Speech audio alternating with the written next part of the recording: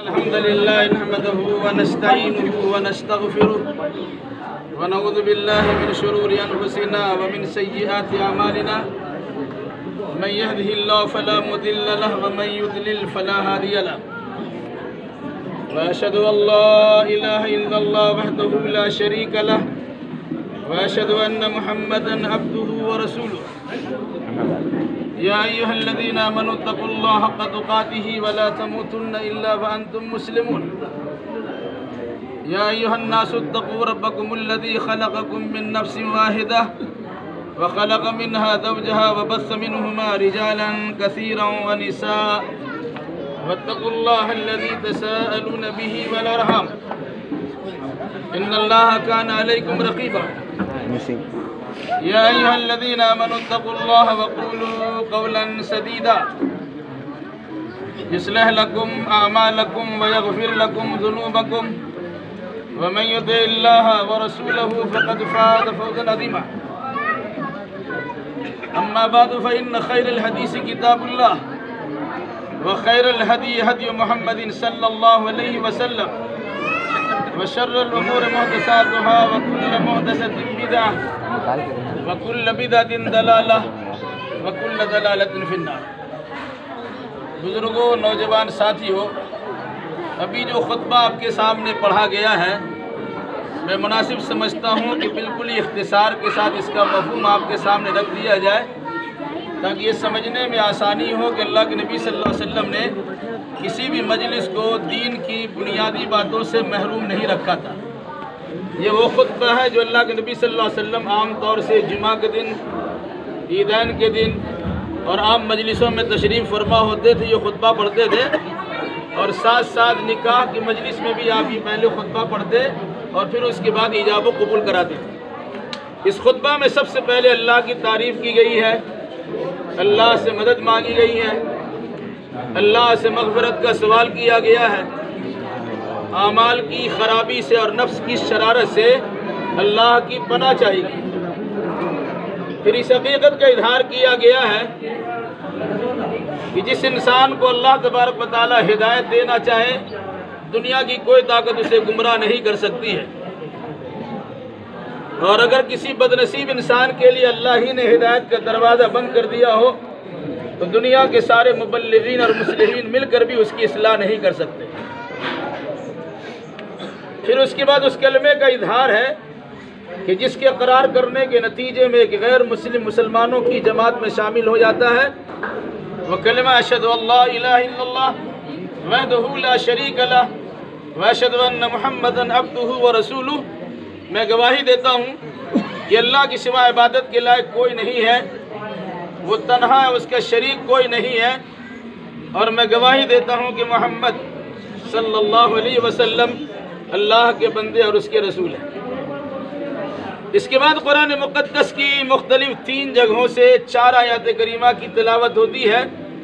سب سے پہلے سورہ آل عمران کی ایک آیت کریمہ پڑھی گئی جس میں اللہ تبارک و تعالیٰ نے بطور خاص ایمان کے دعوے داروں کو مخاطب کرتے ہوئے کہا ہے کہ اللہ سے اتنا ڈرو جتنا ڈرنے کا حق ہے، اور کوئی انسان اللہ سے ڈرنے کا حق اس وقت تک ادا نہیں کر سکتا ہے جب تک کہ اس کی پوری زندگی اسلام کے سانچے میں ڈھلی ہوئی نہ ہو۔ اس کے بعد دوسری آیت کریمہ پڑھی گئی جو سورہ نساء کی پہلی آیت ہے، جس میں اللہ تبارک و تعالیٰ نے دنیا کے عام انسانوں کو مخاطب کرتے ہوئے اللہ تبارک و تعالیٰ سے ڈرنے کا حکم دیا ہے اور رشتہ داری کا خاص خیال کرنے کی تاکید کی ہے۔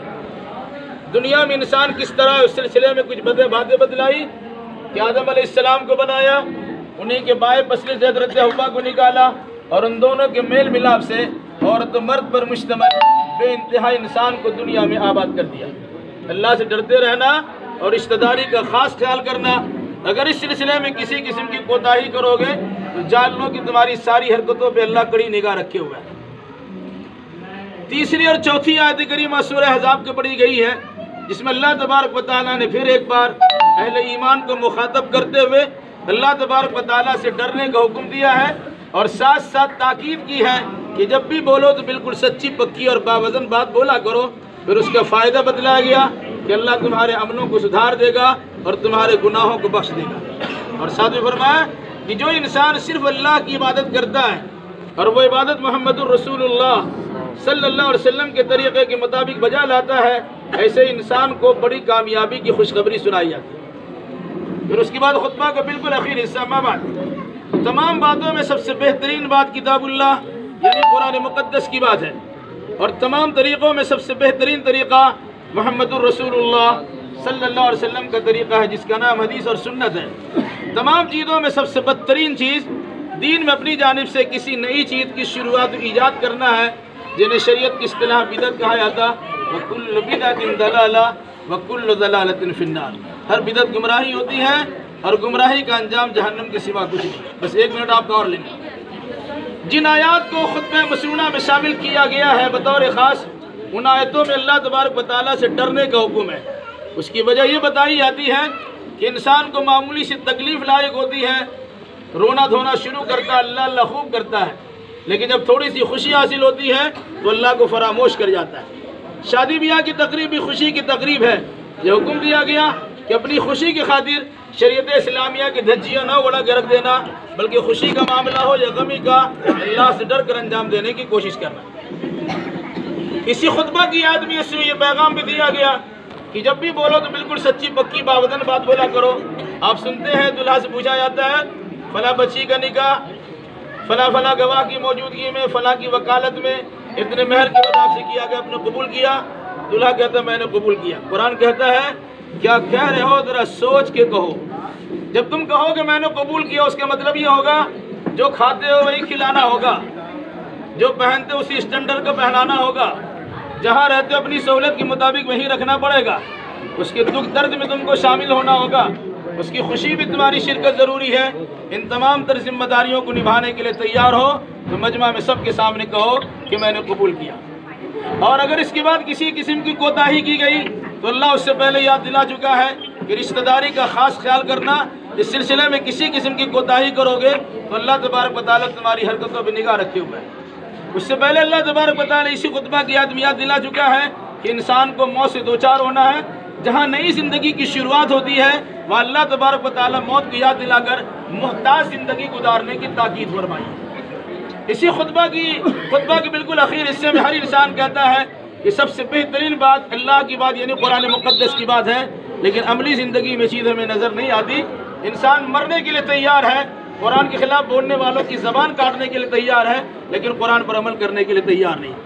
ہم میں سے ہر انسان کہتا ہے کہ اللہ کے نبی صلی اللہ علیہ وسلم کا طریقہ سب سے بہترین طریقہ ہے، یہ بھی عملی زندگی میں دکھائی نہیں دیتا۔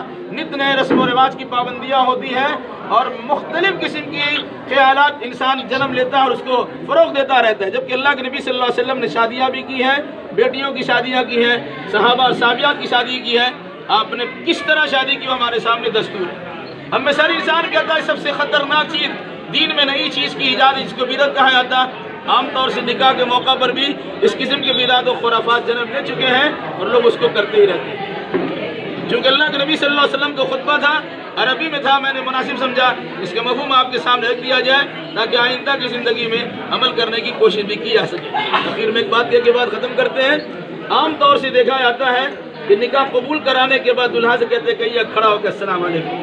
میرے بھائیو، آنے والا سلام کرتا ہے اور جانے والا سلام کرتا ہے۔ چونکہ دلہا کی وجہ سے یہ مجلس رچائی گئی، ہماری آپ کی ذمہ داری ہوگی، ہم ان کے قریب پہنچیں گے اور مبارکبادی کے دعا سنائیں گے، مبارکبادی کے کلمات سنائیں گے۔ ہم لوگ عام طور سے کہتے ہیں مبارک ہو مبارک کہتے ہی رہتے ہیں، لیکن کتنی مجلسوں میں نکاح جب شرکت کرتے ہیں ایک معمولی سی دعا ہم یاد نہیں کر پاتے۔ اللہ کے نبی صلی اللہ علیہ وسلم اپنے زمانے میں دلہا دلہن دونوں کو مبارکبادی کلمات سناتے تھے، بارک اللہ لکا وبارک علیکا وجمع بینکما فی خیر۔ اللہ برکت دے، برکت کی مسلادھار بارش برسائے، خیر اور دین کے معاملات میں آپ دونوں کے دلوں کو جوڑ کے رکھیں۔ یہ دلہا دلہن دونوں کے لیے ہے۔ دلہا کے پاس آپ موجود ہیں، انہیں مبارکبادی کلمات پیش کریں گے۔ دلہن کے پاس وہی جا سکیں گے جو ان کے محرم رشتہ دار ہیں یا پھر خواتین جا سکیں گی اور ان کو بھی سنائیں گے بارک اللہ لکا وبارک علیکا وجمع بینکما فی خیر۔ اللہ تعالیٰ سے دعا الہ العالمین جو نکاح بھی پڑھایا جا رہا ہے تو اپنے فضل و کرم سے اسے مسعود، میمون اور بابرکت بنا دے، ان دونوں کے دلوں میں الفت و محبت پیدا کر دے، دونوں خاندان میں الفت و محبت کے جو جگہ دے، ان دونوں کو اور ہم تمام کو زندگی کے تمام تر شعبہ جات میں کتاب اللہ اور سنت رسول اللہ سے مکمل رہنمائی حاصل کرنے کی توفیق عطا فرما۔ اقول قولی ھذا واستغفر اللہ لی ولکم ولسائر المسلمین وآخر دعوانا ان الحمد للہ رب العالمین۔ آرام سے بیٹھ